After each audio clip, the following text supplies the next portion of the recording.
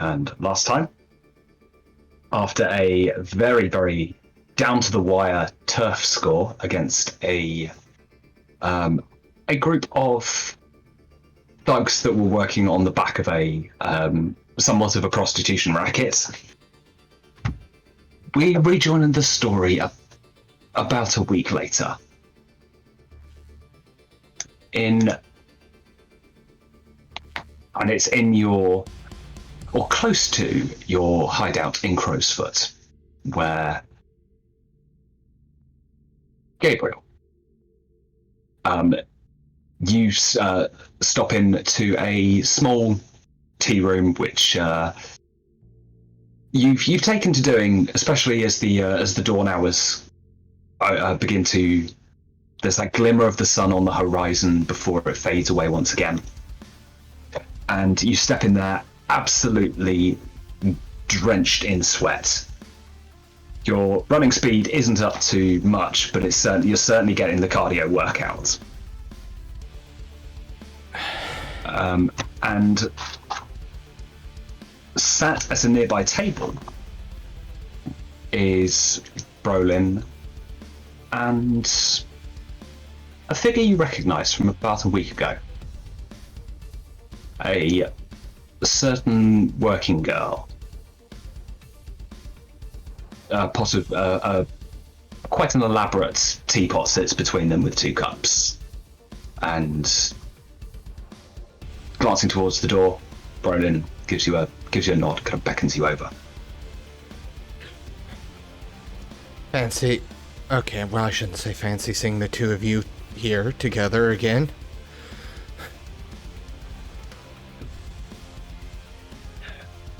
We've done pleasure, it's now time for business.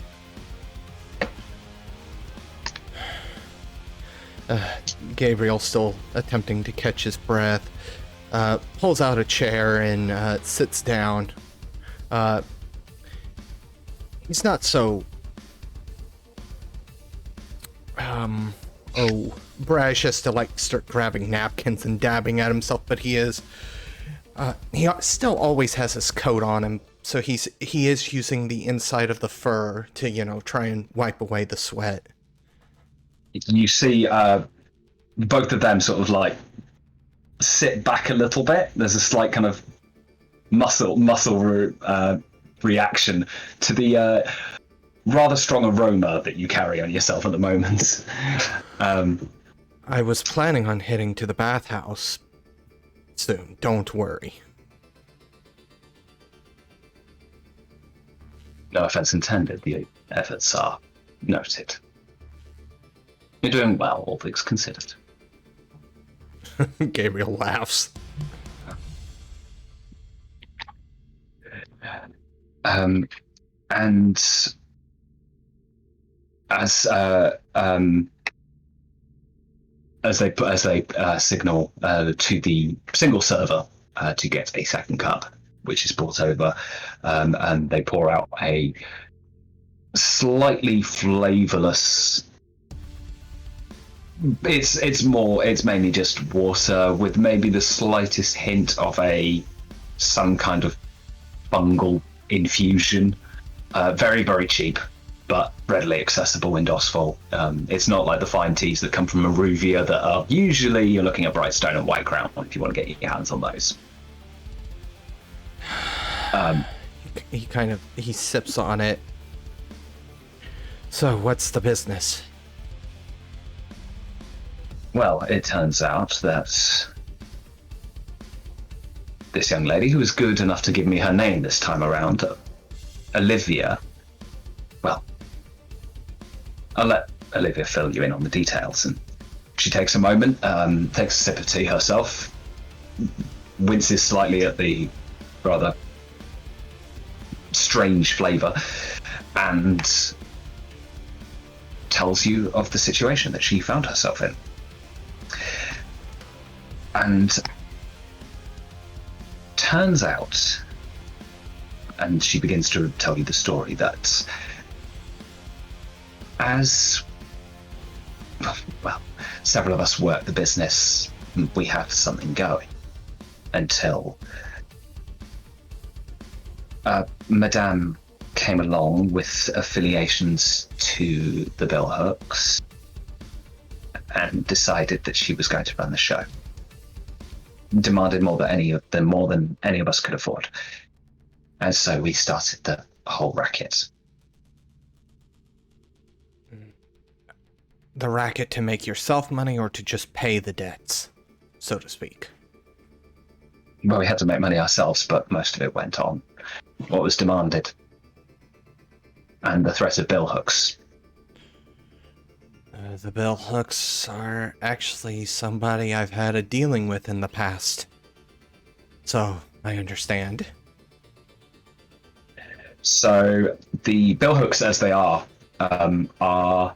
very much dispersed. Loyalties lie in different places, and thankfully there is no unification in them, because if there was, there would be big problems for everyone. The ones that you have had, sorry, this is out of character, the ones that you've had dealings with before worked with Erin, who is the sister of Tarvel, who is currently serving life in Ironhook, and is the de facto leader. The ones in Silkshore run under Corrin, who is Tarvel's, as he calls him, idiot son. He's brash, violent, and looking to build on a reputation that the Billhooks already have, and is probably absolutely needless. Sadly, also to go along with my previous statement, I'd probably, since you were in Silkshore, I was dealing with the more level-headed of the branches of the Billhooks, though. Which, unfortunately, if that's gotten over to that side of the rivers, Gabriel kind of sucks in his teeth a little bit. Might not put me in the best negotiating position ever. If you're going up against Corrin's lot, Erin's brood will not have any problem. There's so much disunity there. No, Gabriel was referring to the fact that since he's worked with Erin's group, the other group may not like him. Oh, absolutely. Yeah. That's what he was saying. Right. It's Brolin who, from what I understand, she's on the periphery. She has the contacts, but not the sway with the rest of the gang. Small graces, right? Small graces.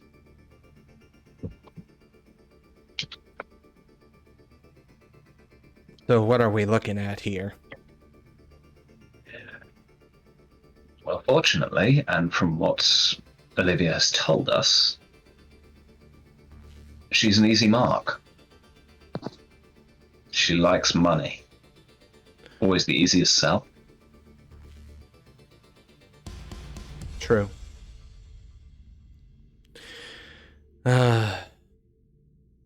I don't suppose, and I kind of look over at Olivia, I don't suppose you have any other information outside of money that she's after. Something of more substance that we can either tell her we'll make money or we'll provide her with money.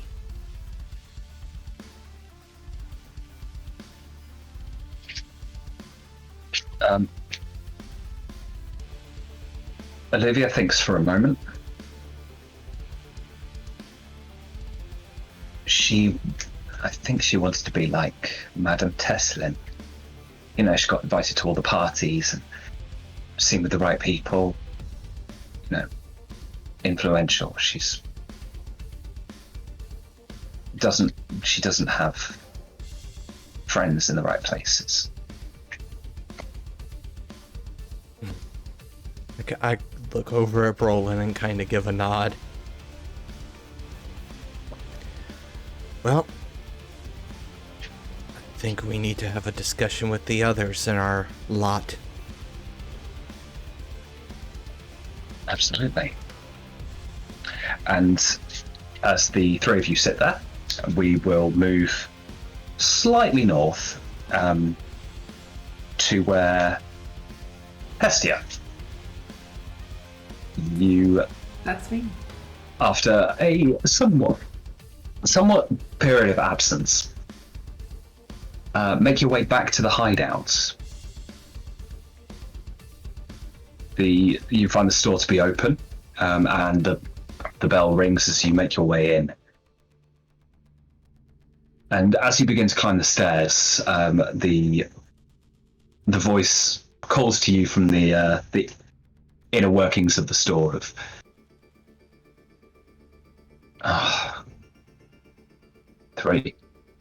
You're 3 weeks over on rent. 3?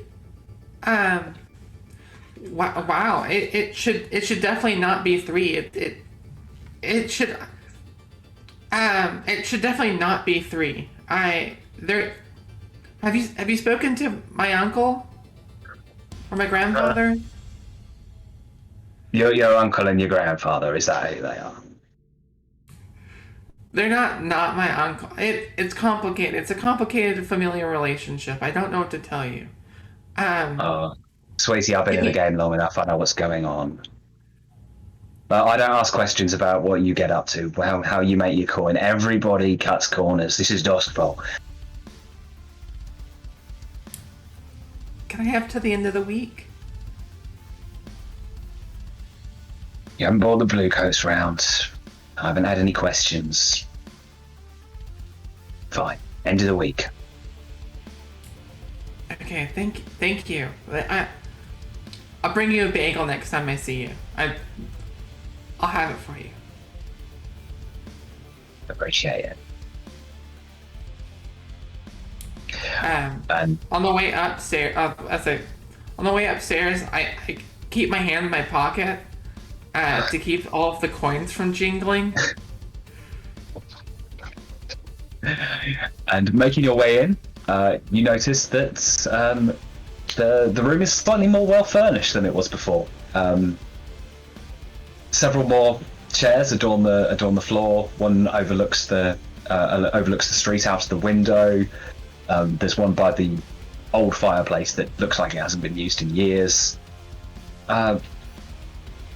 All taken from the rather questionable business practices of a score several weeks previously. My eyes brim over with tears.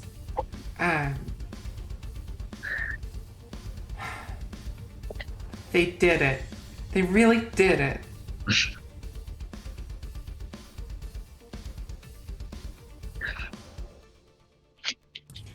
So is what's there the anything? current...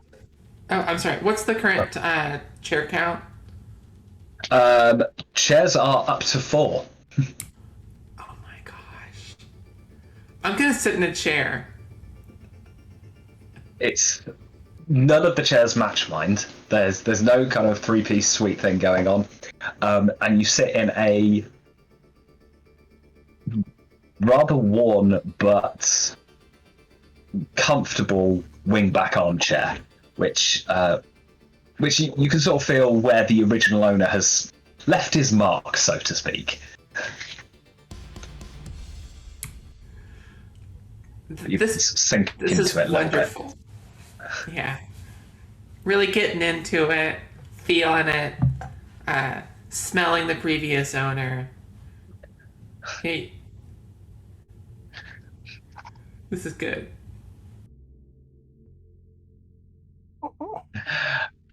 And Lottie, where are you at the moment? Are you at home, or are you at the hideout, or where are you?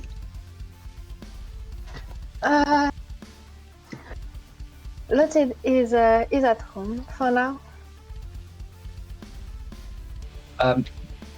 You awake in the early hours, and to the usual sort of gentle murmuring and occasional, almost habitual cough of your grandmother as she makes her way around. She goes through very much her morning routine.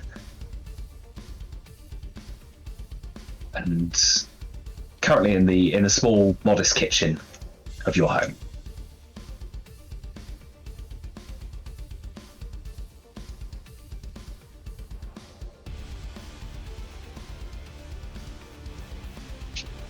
What would you like to do?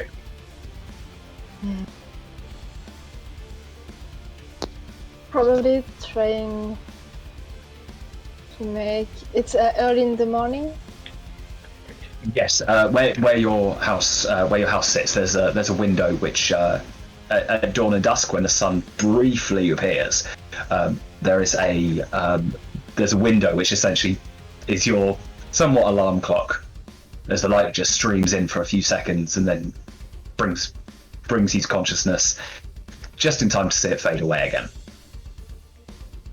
Well, Lottie is trying to make some breakfast and hoping that her day will not just be sitting in her house and waiting for something to happen. Absolutely, and it's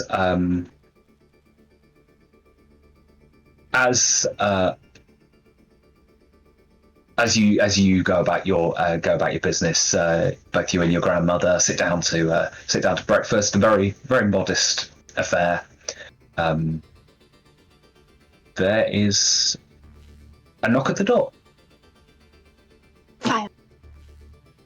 I just get up and I'm gonna see what it is. I'm going to say, does Gabriel have any kind of flair to his knock? Not really. Probably not. His knocks are probably as inconspicuous as possible, being in the know as he is. So if there is, it's a very subtle, timing. Yeah, it does so there's a slight beat. It's two knocks and then the sort of slightest pause, little beat, and then three further knocks, which you've heard him use when he comes into the hideout as well. Just on the door, he usually, obviously, in the hideout, he does the knock and just comes in. Here, he waits.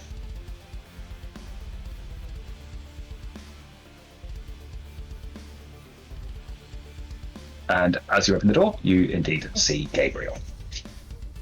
Gabriel, by this point, has went to the bathhouse, so there's no smell. Yes. Yeah. You notice that his hair's still, although slicked back, is still kind of slightly wet, and the water clings to it. Got something for you. The usual location. Oh, right. Oh, finally. I was getting crazy staying here all day. Give me a moment. I'm going to invent some kind of excuse. I'll be right back. Just shut the door. Yeah. Gabriel moves over to the side, but waits by the door. Yeah. You notice, you sort of see you're in a line of doors. There's about four apartment rooms. Very, very modest on this floor, building itself, rising several stories. And probably once upon a time was probably very nice and has just been allowed to fall into disrepair. As you look down the corridor, you see water dripping from one of the ends where the stairwell goes up. Honestly, that's not too surprising given the district. And a few moments later, Lottie returns, letting herself out of the room. Do you have an excuse, or...? Yes, probably a very bad one. She needs to get some kind of repair guy for the house.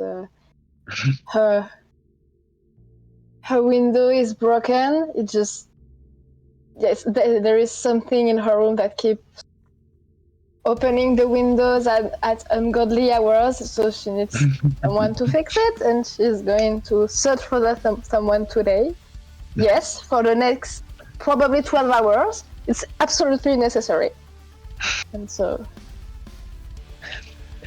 And leaving the house, the two of you descend your way down several stairways, back to the street level, and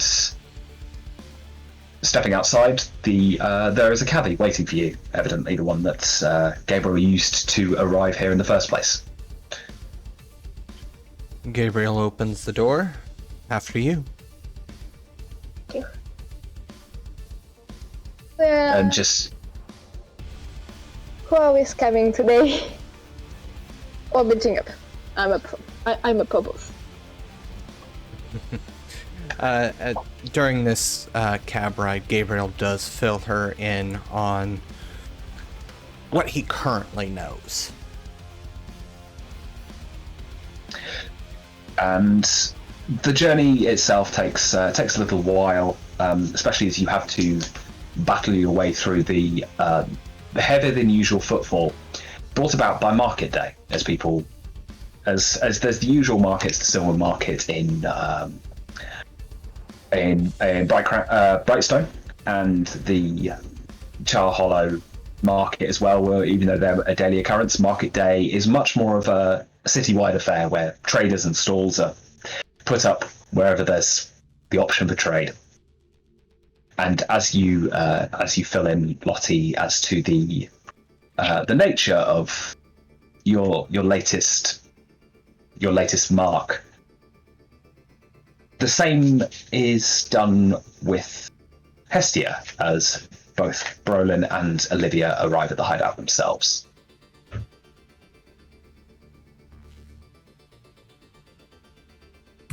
And it's just over an hour later when Gabriel and Lottie both arrive.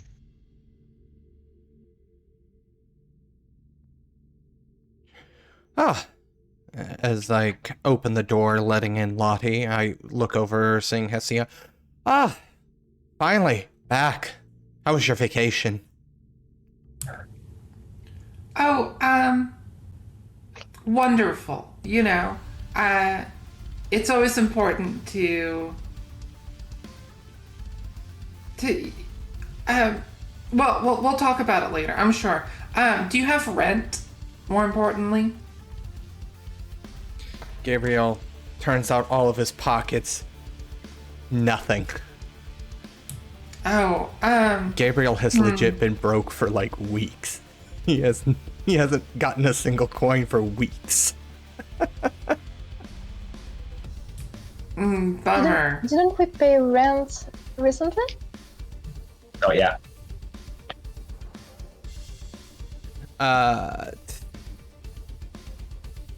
I know what you're thinking.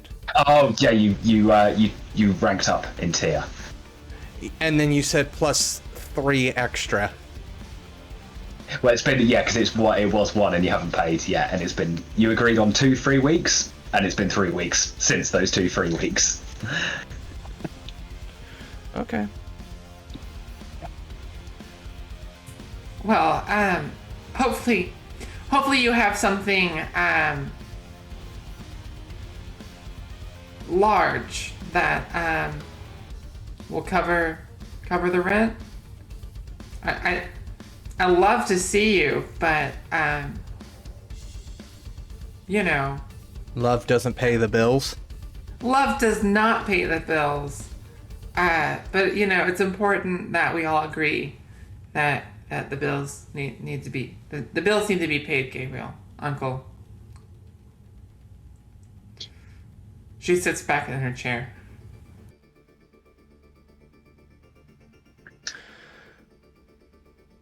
Gabriel kind of gestures at the chairs, doing anything at this point to change the subject from his lack of money at this very moment.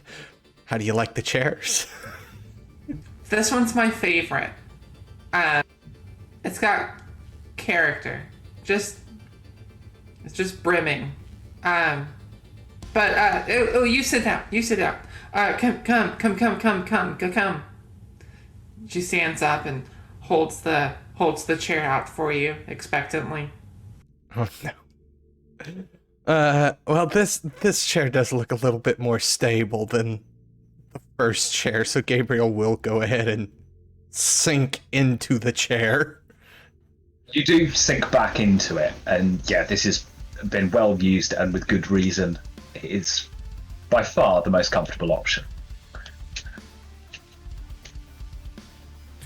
I pat your shoulder. Good to have you. Good to be back. Great. Wonderful. Yes. So, let's get started. Gabriel says, kind of leaning forward.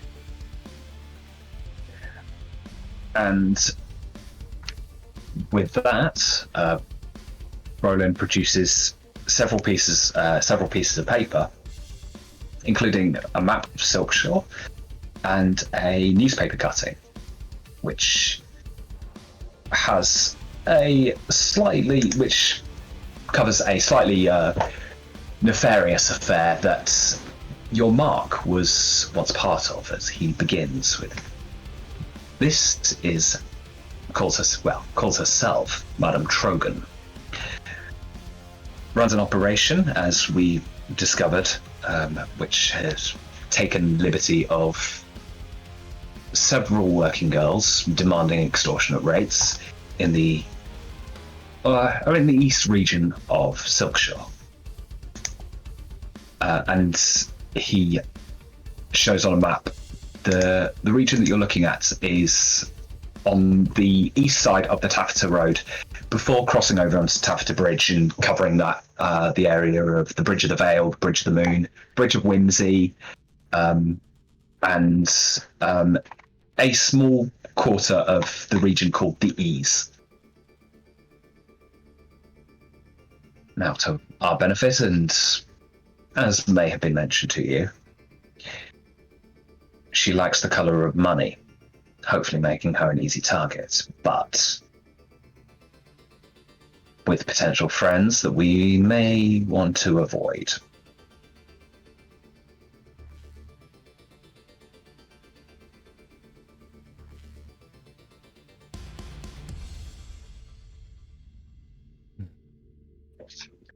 So would, as the conversation goes on, details emerge, much more of the plan becomes apparent. Would anyone like to gather intel? Yes, definitely. Yeah. Is there a way I can is Madame Trogan well known outside of Silkshore? No, she's the poor cousin of Madame Teslin. No one really cares. You have to roll for that one. Okay, then could I visit an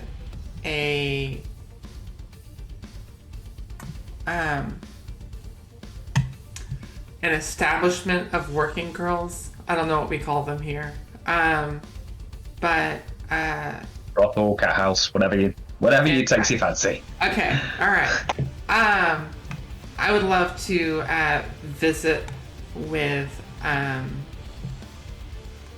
employees, or at least pose as a customer and chat, and just get a feel for like the working conditions and what it's like. So knowing the way that this operation runs and having been filled in as to the previous run-ins, usually there's a gang of thugs waiting, so that after the fact they will set to and empty the pockets of any customer.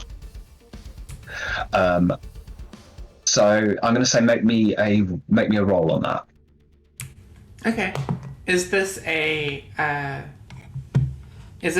roll to enter? It depends how you want to do it. You could obviously go in and sneak around, look around the place. You could try and engage with the those who work the world's oldest profession. and talk to them directly. You can obviously watch from a distance, see what happens, see who you're dealing with. Okay, yeah, I definitely would want to speak with the people there. Is that Sway or Consort? It's likely going to be Sway because Consort is friends and contacts, whereas All right. Sway is for strangers. Fantastic. I'm gonna try and make some new friends. I am gonna Absolutely. push myself on this. Absolutely, go for it.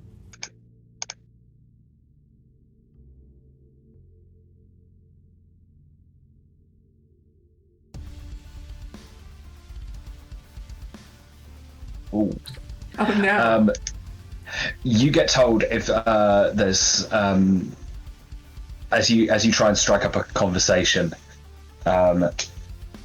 with a gentleman of the night, I suppose, realizes you're trying to make conversation. It's about half a minute in before you're given a very distinct ultimatum to paraphrase. Either engage or depart.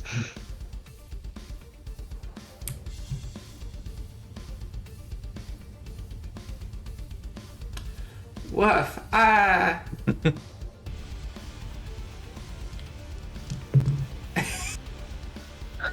Yeah, I think there's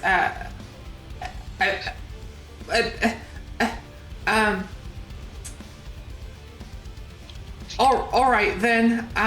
And she holds out a hand and says, "Well met." This is your first time, isn't it? Yeah. Sorry, I. Go to the front, and with that, a carriage pulls up at the corner, and the door opens, and they know what they're doing. Goes towards it. Wait, I'm sorry. Say that again.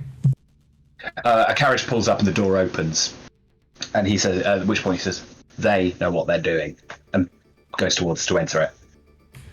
Oh. God, a walk of shame. A walk of shame with that.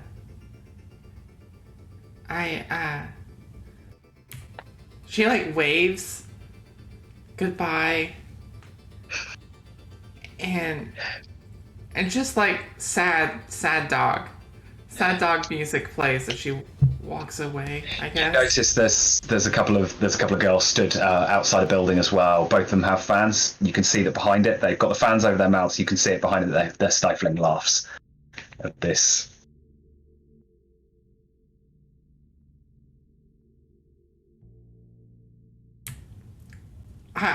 I want to resist this humiliation, but I was going to say it would be a level 1 harm of I'd say laughing stock, but obviously you can resist.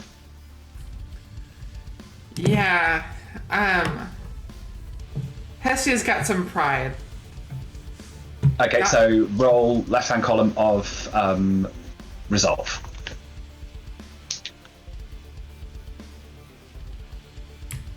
Okay. Woof. Gabriel, you and I are in the same place now. I have 2 stress left. It's a Time to leave Lottie by herself.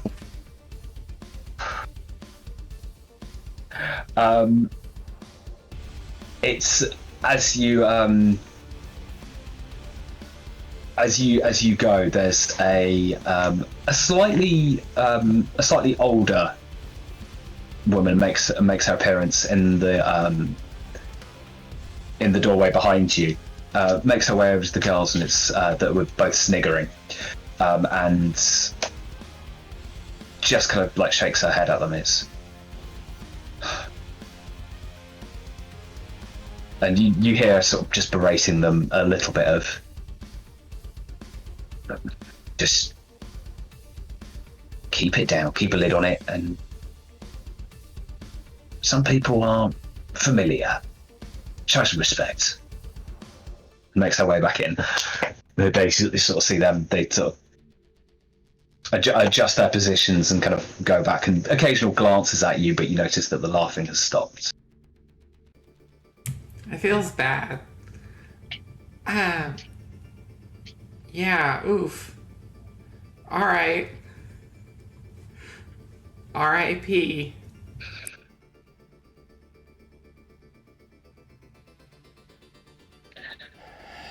And making your way back out onto the heavy traffic that makes its way down to Apatura, and back across Taffeta Bridge into Crowsfoot. Anyone else to gather intel?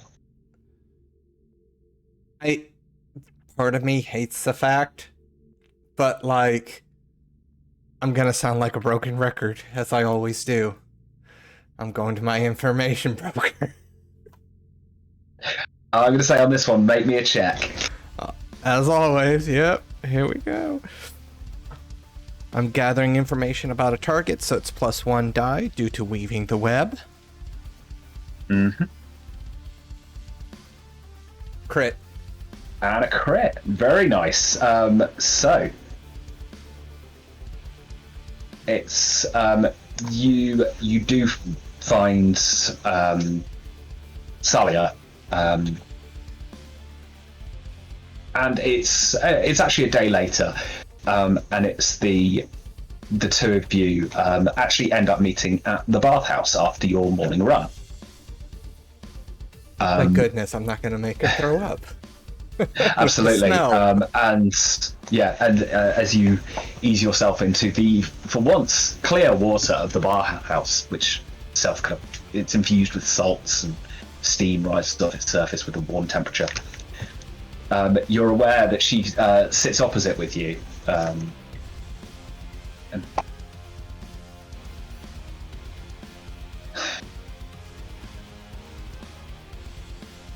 well, of all the gin joints in all the world, I suppose this was the most likely. So it would seem. By the way, actually. How did I know something like this was coming? How long have we been? Go on. How long have we been working together now? He kind of shrugs. Working? No, I sell information, Gabriel. I don't do any work with you. I don't ever seem to make any money. I would demand some, but let's be honest, right now, where would I put it? Don't answer that. I'm not so crass. Come on. Give me that one at least. Oh, come on then, out with it. What are you after? So, I've already forgotten her name. I'll be frank. Salia. No, not her name. Madam Trogan. Madam Trogan. Name Yes. ring any bells? Throws her weight around with the weight that she thinks she has. Minor affiliation with the Billhooks. Goes through a few facts that you already know. Is there anything you would like to know additionally on that crit? Specifically, I want to know if there's anything that'll make this mark easier, like a situation she gets herself into that we could maybe exploit, or things of that nature. Maybe even if it's just a location she frequents where she would be most vulnerable.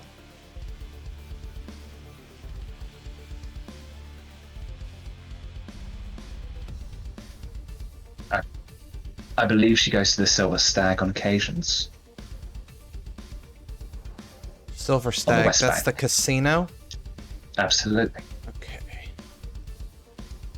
Gabriel Tries to get in on the high stakes player games. Usually turned away. Gabriel kind of chews on his lip a little bit as he's thinking, and he goes,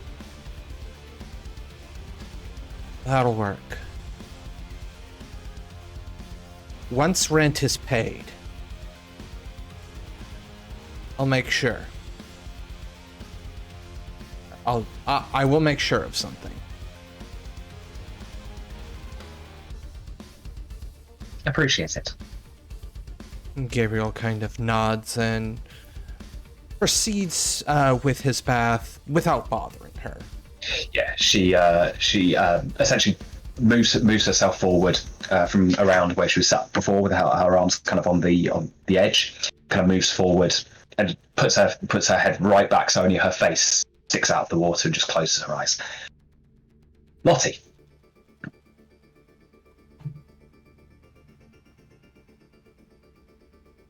Would you like to gather any intel? Yes. But I don't think Lottie would know where to search for such things. What are you looking for?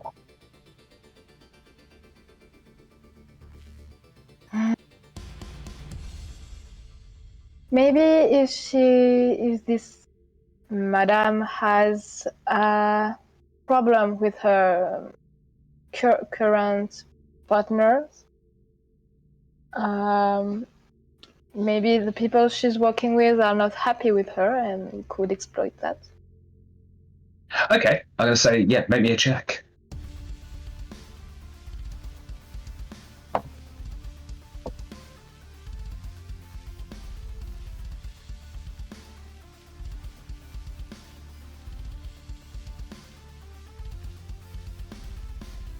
Would survey work? I mean, that'd be actually looking around the district, seeing. Hunt.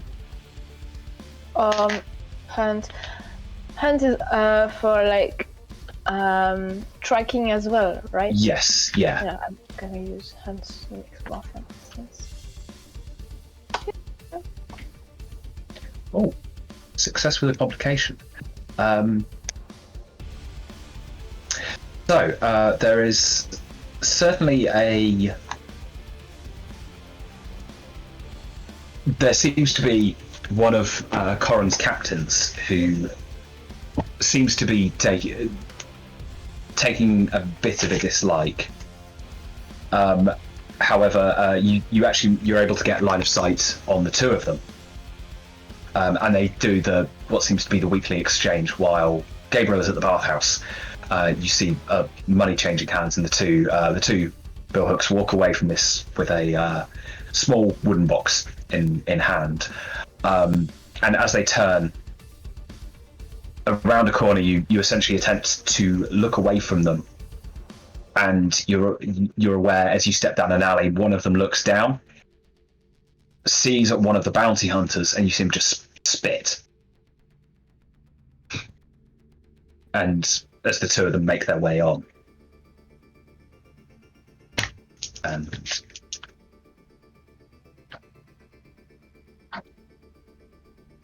I'm going to start a clock for. Oh no. Billhooks alerted.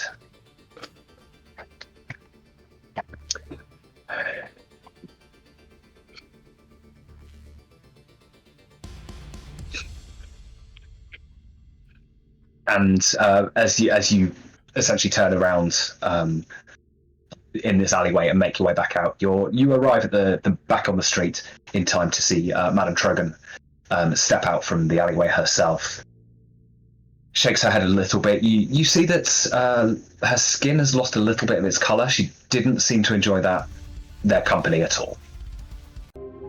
You have just finished listening to this week's episode of Blades in the Dark, What Happens in the Dusk, part of the Domain Gaming, written and told by Wyverian and Livespark. A special thanks to you, the listener, and if you wish to continue supporting us, subscribe, like, and share. As always, comments are welcome. Until the next chapter, remember the first rule of a con. Offer them everything for nothing, and give them nothing for everything.